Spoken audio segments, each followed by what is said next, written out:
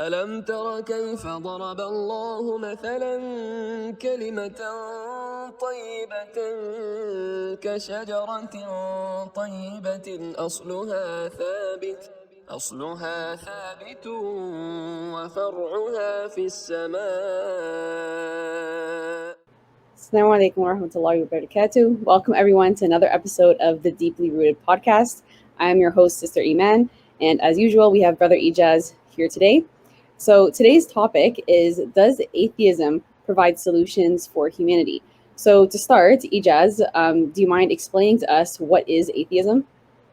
Wonderful. So, although most atheists don't like to say this, atheism is a belief or a doctrine. A belief is something that you hold to be true. You will often hear atheists saying something like atheism is just a lack of a belief in God. But a belief, by definition, is something you hold to be true, and every ism is an ideology or a doctrine that you hold on to. So, just the name itself, atheism, presupposes that you believe something to be true. It's not some magical position that everyone is automatically born with. In fact, we actually know from some studies that a lot of people innately seem to already be predisposed to a belief in God. So one may actually argue that belief in a God is something which is within all of us from the moment that we are born, as opposed to something like atheism. In fact, this may very well explain why it is that there have never been, atheistic civilizations on the face of the planet. So I hope that answers the question, inshallah. Atheism is the belief that God does not exist explicitly. Okay, and how would you compare atheism to like agnostics or agnosticism, I guess? Yeah, that worked, or, right? or an agnostic person Mhm. and someone who's a deist. Like, how would you Okay. differentiate those? Well, one brilliant question. So, an agnostic is someone who is unsure of whether God exists or not. So, they keep like a 50-50 position. It is possible that God does exist, but they simply don't have enough reasons to believe explicitly that he does exist. So, a person who is undecided will typically be a agnostic or identify as believing in agnosticism, whereas a deist is a person who believes that a God does exist. So they're not agnostic, they're not 50-50 on this question. They are a believer in God, but they believe that this type of God does not interact with the universe or with humanity. This God exists, but he's not a personal God, such to the point that he would interact with his creation. hmm So, would you say that a deist is someone who kind of believes in a creator that's more mechanical rather than Yes, a being that has a will? yes, something along those lines, yes. Okay, so so Ijaz, so then how do atheists say that atheism, can provide solutions for humanity? Because we have other ideologies that propose a solution. Mhm. So do you think that atheism does that as well, or no? So a lot of atheists might, You kind of they glitched a might. little bit for me. Can you Okay, hear you're me back. now again? Brilliant. So, a lot of atheists might shudder at the thought that their belief is actually an ideology, because an ideology is an organized system of ideas and beliefs that go hand in hand with each other.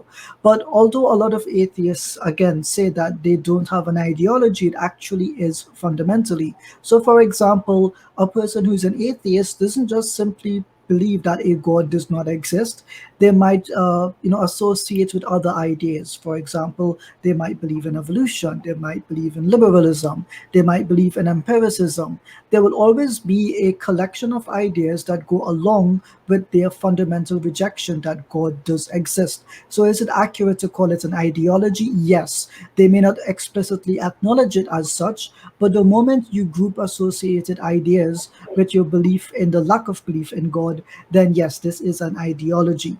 Can you ask me the question again, Sister Iman, just to remind me again? And can you see me clearly, because you kind of glitched for Yes, me? I Okay. can see you perfectly clearly. Okay. Alhamdulillah. So, okay, alhamdulillah. So the question was, how do atheists say that atheism provides solutions for humanity? Brilliant. So you have to think about it from a slightly different perspective. The atheist doesn't necessarily say that atheism, by virtue of itself, provides solutions for humanity, but rather atheism, as it eradicates theism, by eradicating theism, then you can provide solutions for humanity. So it's not by virtue of atheism itself, it's by negating Islam, negating Christianity, negating Buddhism, and all these great religions of the world. That's the way that they perceive it. Atheism, in and of itself, cannot provide a system for providing solutions for humanity. Otherwise, here's the problem that you run into. You ask the question, where do your morals, where do your ideas come from? And if they come from fellow humans like you and I, then to an atheist, would this not be the same thing as following something like Islam or Christianity, which they already believe does come from humans? So, does atheism in and of itself provide solutions for humanity? The short answer is no. Could atheism provide solutions for humanity? Potentially. All ideologies can provide solutions in one way or the other. The question becomes, will they be viable solutions? And my answer would be no. So for us as theists, for example, we believe that morality comes from God. An atheist might believe in something like utilitarianism, right? What makes us happy, what makes us good, then that would be the best, for humanity. But what makes us happy and what makes us feel good doesn't always result in good things. An easy example are intoxicants, right? They might make us feel good, they might make us more social, but there are so many harms that come from that: drunk driving, spousal abuse, drug abuse in general. People who can't hold on to jobs for very long, they get depressed due to being addicted to these substances. Just because it makes you feel good, or it might make some people feel good in society, does not necessarily mean that it can be of benefit to everyone in society. And there will always be a group of people that will lose out. They will be disenfranchised if what you think is meant to make them happy in the end does not result in that. One of the things that we see today is a lot of people say belief in God. It's too difficult, it's too tough, you have too many things to do. But when we look at the statistics, the countries which are typically rated as being the happiest in the world rely on the most amount of antidepressant consumption. For us as Muslims, yes, are there people depressed who belong to our faith? Yes, but the use of antidepressants is not something that we advocate societally to artificially appear to us to be more happy than unhappy. So at the end of the day, we can see that the systems, which atheism go along with, like secularism, for example, they don't necessarily lead to happiness. What they lead to are needing drugs to in order to get that, societal happiness, I would say. Yeah, so I think you've kind of answered the next question as well, which was, can Okay. atheism actually provide solutions for humanity? I think you kind of answered both of those in Mhm. one go. Um, so my question for you, Ejaz, do you find atheism in what it's actually provided, right? Because like you said, atheists will find other ways to have a functioning society, right? Like Mhm. secularism, for example. Um, so do you find that what they've presented so far to be efficient or successful in any way? So, but when you think about it, historically, what atheist societies have there been? There haven't been atheistic civilizations, but there have indeed been atheistic societies. And there were two that come to mind, and they largely spring from communism. You had the Soviet Union, which is now today mostly Russia, and then you had China as well, the People's Republic of China. And from what we can tell, they forced atheism upon the people. In state institutions, religion was not allowed to be taught, it was actually outlawed. And what we find is that for some reason or the other, people still wanted to pursue belief in a religion. They still wanted to pursue practicing a religion one way or the other, regardless of the punishments that they could possibly face. We look at, for example, the Uyghur Muslims in China today, subhanAllah. They've been forced into camps for their belief, and they still refuse to give up that belief. So even in the face of being forced into something, religion still finds a way to resist eliminating it from society. We have to keep in mind that religion is not just a bond between man and God. That's what the word religion comes from. But religion seems to form societal bonds between communities within society. So, for example, alhamdulillah, we go to Jummah Salah, alhamdulillah, we have the month of Ramadan, the community comes together, we have festival. These are the kinds of things which we want to spend time with each other during. And so it allows us to build a sense of community. Community being here something that we share in common with each other. Can you replace that with something artificial? I tend to think not so. So for example, right, if atheists were to invent a holiday that is meant to bring the people together, you will realize that holidays normally derived from like state purposes versus religious purposes, they don't have the same level of joy and themes associated with them, like happiness and whatnot. Like, for example, here in Canada, you have Thanksgiving. Traditionally, this was a religious holiday, right? It still brought the people together compared to something like Victoria Day, for example, Yeah. which you find less people participating in. It just seems artificial to some people, and it pushes people, at least in some minds, towards more state veneration rather than celebrating what makes us a group of unique people that share a certain idea together. So no, I don't think that atheism or any atheistic society can develop the same bonds that religion can. Yeah. So I have a question. Sure. When in regards to the Uyghurs, may Hmm. Allah free them. I mean, But uh, like an atheist will typically respond to this and say, well, atheists are not a homogenous group. We're hmm. not, because we find that, let's just say, for example, social media. There's lots of anti-theists out there that love to attack Muslims and what particular Hmm. Muslims are doing. But then when a Muslim tells them, well, atheists in China are doing this to Muslims and you're silent, right? They'll typically respond with, atheists are not a homogenous group. So what would be your response to, subhanAllah, what would be your response to this type of person? So it is true, one way or the other, that not all groups of people are similar to each other in all the same ways. But for example, in the history of Islam, we have not found that Muslims forced people, generally speaking, to convert to Islam. In fact, the Quran says directly that there can be no compulsion in religion, and your Iman is something that you're meant to cultivate organically. So, in the societies that Muslims took rule over, you will find that we did not have mass forced conversions. You look at something like the Reconquista, yeah, with Christianity, you can maybe see that in some instances. But when it comes to Islam, generally speaking, we were more interested in sharing our faith and building those bonds so that it organically grows. We don't find much virtue in forcing someone to believe something. But whenever atheistic societies have popped up, and specifically as we found in Russia and China, two modern examples, yes, they seem to necessarily come with force. Someone might say, well, that's just communism.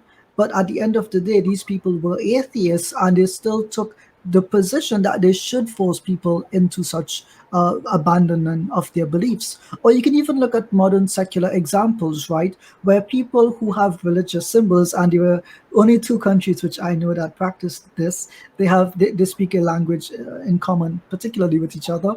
And if you can't be a member of the government, you can't be a teacher, you can't be a doctor, you can't be a nurse and wear the hijab or wear the cross around your neck. And this too is a form of disenfranchising people from participating in society. You're not making people equal by forcing them to hide their symbols. Rather, you're making them unequal in society by telling them you cannot participate without giving a public practice of your beliefs. And so, again, this is a form of force. And so, we ask the question, why is it that whenever societies adopt atheistic ideas or atheistic principles of how society should be run, why is it that they always seem to result in rules which limit and force people to give up their beliefs? We don't find the same thing with Islam, for example. So, Ejaz, I do have a question for you. Hmm. So, atheism really belittles the human being to the material. So, do Mhm. you feel that this ideological perspective that human beings are just a bunch of atoms, very much, kind of degrading really the human being to kind of animals, really? Do you feel that this ideological output has or plays a role within this more uh, uh, robotic, superficial society or artificial society that atheism, tries to produce? So, one of the strange things here is that an atheist may very well tell you that not believing in the afterlife means that you have to believe that things in this life matter much, much more. But one of the sad things with atheism is that a lot of atheists end up as nihilists, meaning that they're not value the things within life. And so what you actually end up doing is, well, there is no purpose in doing good. There's no purpose in having pleasure, right? Yes, you can find joy in pleasure, but there is no purpose or reason to things, since at the end of the day, we're just a bunch of atoms and molecules joined together. So, where does this lead you in life? Why do so many atheists adopt nihilism, right? This is a belief which fundamentally will lead you to depression. It will lead you to not want to participate in society. It can even lead you, God forbid, to, self harm, or it can lead you to harming others. If there is no value in life, then I can do what I want, how I want, when I want, where I want. And that's not how a society functions. A society functions on norms and values. And so it is difficult for a society to be built on atheism, and specifically atheists who hold to nihilism, at least from that perspective. Hmm. Okay. And do you think that maybe you could provide an example of that within today's context that would be, relevant to the viewers? That's actually a tough one because there are no nihilistic societies by definition. But I think one of the easiest ways that we can speak about this is in the modern secular world, right? There is the belief in hedonism, which I think we touched on in the last episode. So, hedonism simply means to enjoy pleasure as much as you can. There is no end to the pleasure that you should subject yourself to. And unfortunately, you have people who overeat, people who take too many substances, and this always almost inevitably leads to poor health. So if you don't put value on this life, you're much more likely to end up harming yourself one way or the other. We see that the obesity rates are increasing, the diabetic rates, heart disease, depression. Even though we've made so many significant steps technologically, our societies are beginning to suffer from this disease of hedonism. So yes, I would say that this is as a direct result of atheisms and its influence on society. So, for example, most religions tend to restrict how much you eat, how much pleasure you can have in things, not because they want to kill, having fun, but because they want you to preserve your body, your life, and your spirit.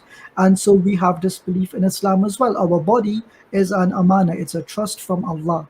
So even Christians believe that their body is a temple of the living God, so they have to treat their bodies appropriately as well. So at the end of the day, I think religion solves this problem, and I think accepting atheism actually makes it worse. Hmm. Okay, and Worse. Sorry. so that's okay.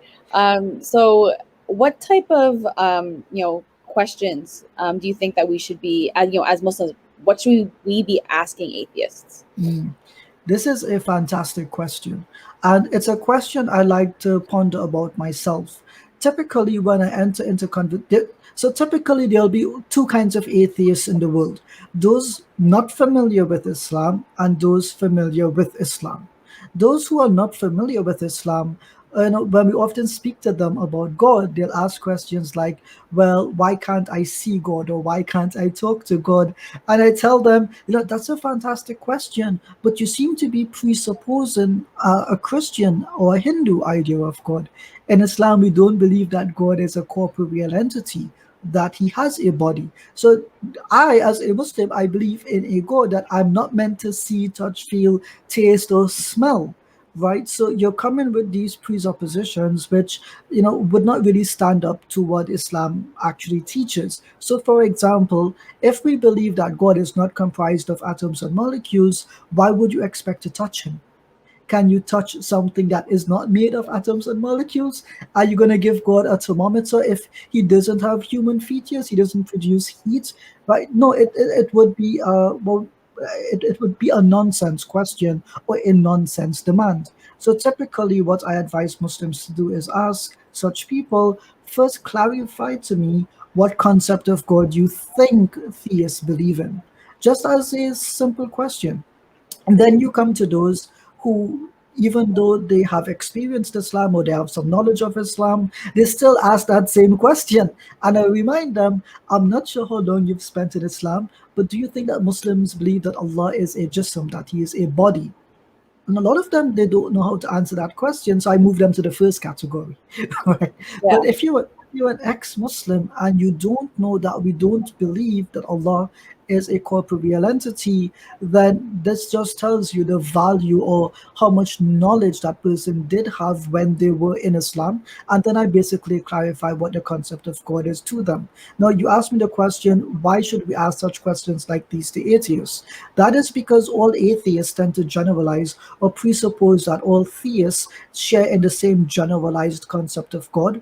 But this is why we say Islam is unique, because Tawheed, our understanding of monotheism, is very, very unique, and it's not shared by any other religion.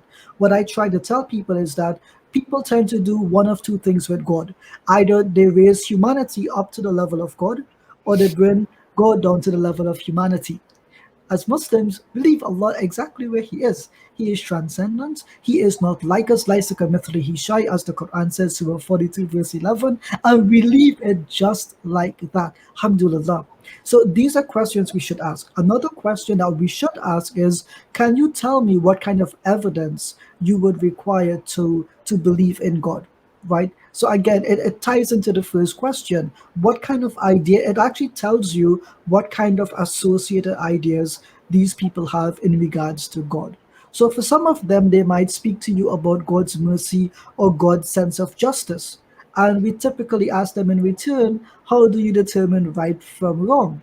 If they tell you morality is subjective, for example, and not objective, then we can even say something like, well, if all of morality is subjective, then no one needs to have moral standards. You can make it up as you go along. So you can't speak to me about, God doing good or God being evil if you don't have an objective basis for determining good and evil. And so they typically have to go to other concepts like the harm principle. If it doesn't harm somebody, it must be good. Well, I'm sorry, Yeah. what harms you and what harms me are two different things, right? So there are many ways that we can explore these questions, but fundamentally, at the end of the day, you want to figure out what kind of evidence they require to believe in God, and most of the time, they will just simply tell you they don't know. So they haven't thought a lot about the evidence that they would require. And what the Muslim ends up doing is giving one reason or one evidence as we believe it, one after the other, and the atheist just rejects it, not because he not because he has a response to the points, but simply because he's not thought about that question in the first place. So, as Muslims, we ask these kinds of questions so we can clarify or we can have a basis for understanding each other. The last question I would suggest that Muslims ask atheists is, have them look at Surah Al Ikhlas. Just read those four ayats and then have them tell you where they disagree about this specific concept of God, where they find that something here is unreasonable. At the end of it, what you will typically find is, just by sticking to those four ayat, they will typically tell you this does make sense, that it is reasonable, and that's just the first step on a long journey, hopefully short but typically long, of getting them slowly to understand Islam and what we Muslims believe about God. But specific to this topic today, does atheism provide solutions for humanity? What I would ask them is something as simple as this. If there is value in life, where does that value come from? In Islam, it comes because Allah, who is our creator, created us. So just by virtue of us existing, we have value. And we place that value in what the creator has done to us.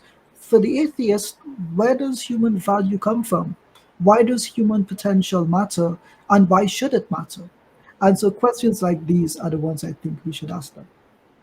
Yeah, those are really great questions. I think personally, just to kind of compound of what you said, but I think personally for me, something that always kind of confuses me about atheists is I don't understand why they don't accept testimony as a form of evidence, right? Because a lot of atheists reject prophets, right? Because prophethood is largely based off of testimony, right? Hmm. Hadiths are testimony.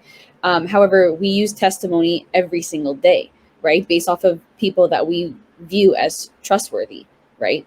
For example, like I know that my mother is my mother, not because I did some DNA test. Well, it's because people testified that this is my mother and they're a trustworthy source. I didn't Hmm. go and do science to figure out that this is my mom. I accepted a testimony. So I think that there within the atheist community, there is also, unfortunately, sometimes I guess cherry picking of when they like to use certain evidences and when they do not, even though those evidences are relevant within their own life. Hmm. So it's a good question that you're asking. But when an atheist hears the word testimony, they basically think of when Christians say they have a personal relationship with God and they can hear God's voice. You know, I actually identify with the atheists when they might roll their eyes when someone says something like that. But Yeah. but typically speaking, us as Muslims, we don't believe that God lives inside of us. We don't claim that you and I every day that we do miracles. Rather, we say that our form of testimony is what we would experience in society in general. It's just the basic way that we transmit information and we qualify it with certain standards. So for the Muslim, we're not supposed to lie. Do people lie? Yes. However, if multiple people at the contemporaneous time, meaning at the same time, testify to an event that they have witnessed, then typically there will be some truth to it. Otherwise, you can look at the differences in the claim that they made, etc. And it's very strange that atheists accept history when they claim that certain religions have committed violence, right? Well, why should we accept that testimony? Like you said, it is indeed cherry picking. Most atheists, I'll be honest with you, sister, are you familiar with the concept of the false attribution error? Um, I haven't heard it explicitly, but I feel like I know what you're talking about. You can go ahead and explain it, but I feel like I know where you're getting at. So basically, think about it this way, right? They think that because we are Muslim, our testimony would be invalid. But had they not known that we were Muslim, they may very well accept our testimony about everyday things as generally being reliable. So you tend to pick and choose and scrutinize when you believe it comes from a religious perspective. So I can give an easy example here. Muslims are violent because of Islam, not because of politics or economic problems or not because of mental health issues. They'll say, Muslim violent simply because he's Muslim or because of his Islam. So it's a false attribution error. They're attributing the action based on our belief when it could be from a myriad of authentic and actually real grievances or simply down due to mental instability, etc. So atheists generally they don't have a consistent, and this is the key word here, a consistent methodology of rooting out false testimony from accurate testimony. They first generalize and then dismiss it all. Whereas I think we're a bit more responsible and we say there is truth in some people's testimony, but there is not truth in all people's testimony. So we scrutinize that information. So I think that would be the best answer. And I think explaining it in this way may be the best for Muslims when they speak to atheists, I think. Okay, yeah. And do you have any other like just final questions that you would recommend Muslims to ask atheists? So like I said, one of the things I like to ask is where does morality come from? How do you know what is objective and what is subjective? A lot of atheists deny metaphysical things, right? So then you ask them questions of, do you think that consciousness is just neurons communicating in the brain? What do you actually think consciousness is? Are animals conscious the same way that humans are conscious? If they are, why haven't they developed societies like we have had, right? Our capabilities for intelligence, where do you think that these came from, right? If they sincerely believe that one day, we just popped into existence with consciousness already set. They need to explain their reasoning just a little bit better. It's the difference between, immaterial things, a random collection of immaterial things becoming conscious, and, a creator giving us consciousness. I don't think that we can create consciousness. Even when you look at something like artificial intelligence, there is a reason that it is artificial. It still can't represent a thinking, pondering human that can actually problem solve. Yes, they can do certain calculations faster, but that's because we've designed it to be that way. So I think, alhamdulillah, we've been designed to think the way that we think, to appreciate the way that we appreciate, and to interact the way that we interact. And the only basis for that reasoning is, I think, a creator has instilled that within us, what we would call the fitrah. To the atheist, I'm not sure what they'll boil that down to. In fact, there was a very recent study done that said if you deactivate certain parts of the brain in some capacity, you can actually induce atheism, a rejection of the belief in God. So you literally have to turn off parts of your brain to be an atheist in some cases. And when the study came out, a lot of atheists were saying, look, this just is a proof rather that, it's something just made up in your mind. But Habibi, if you need to turn off your brain to believe it, how is that intelligent to begin with? Yeah. Yeah. Personally, like just based off of my experience with atheists, subhanallah, a lot of them just come off very insincere. And I think that that's also kind of an issue where when you discuss with them, and you really pick things apart, um, it's more so not really about does Allah exist or not exist, because I think every sincere person who has been blessed with their five senses and has the capability to use them, does at some point, maybe not right away, but at some point does come to the realization that there must be something that has created us, because it just does not make sense within reality that we that this universe is eternal. It just doesn't make sense. And I think that the issue that a lot of atheists have is, when you boil it down, it's more so not does Allah exist or not exist, but do I submit to Allah or not, right? Mm-hmm. And somebody that I know personally, actually made this comment the other day, and he said that when he's debated atheists, by the end of it, they're like, look, I don't have an issue with believing in God. I have an issue with religious institutions. So, yeah, I think that and what's interesting, we talked about earlier, is that atheists reject, institutions that come from some scripture. However, they make their own institutions. So I'm not really quite sure, why they think that a man-made institution would be better than a religious institution that does have a divine source, right? So like you mentioned earlier, I'd be curious to know what type of evidence they need to be convinced that the Quran is and the Sunnah is a divine source. So, in my conversations with atheists, and I have had many. In fact, earlier today, I had a couple conversations with atheists on Clubhouse, and I think it went well, alhamdulillah. But honestly, a lot of people don't understand what Muslims actually believe, and I think that they should take a class or two on learning what Muslims actually believe in order to interact with our ideas and beliefs a bit more accurately. Is there a place that they can maybe sign up to take some classes on Islam, Sister Iman? Yeah, so the I3 Institute actually does offer quite a few classes.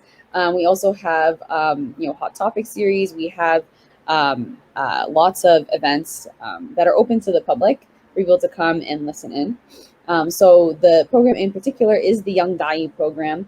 It is a Islamic class taught by Muslims. The class is predominantly, Muslim, right? So most of the students are Muslim, but however, I3 has had non-Muslims join the class, right? Just to kind of like learn more about Islam, or maybe there's someone who's interested in reverting to Islam, wherever they may be, in their spiritual journey. But the class is open to whoever would be willing to take it. So if you go to www.i3institute.ca /register, the class is there with the details on there. and it's free, completely free. People at I3 do not make a dime on what we do here. It's all for the sake of Allah subhanahu wa ta'ala. We do not make money off of it. So it's 2 hours a week. It's free. There is homework and readings. However, it's not absolutely mandatory. So if you can take it on, by all means do so. If you have the capacity to do so, but if you can't, don't stress yourself out about it. But it's a really great class, very interactive. It's also a very open space where you can really ask your questions, and you most definitely will get an answer. So that class for me definitely is a staple. I think that every Muslim should take a class like the Applied program because it really goes over the fundamentals of the deen. It's very comprehensive and elaborative as well.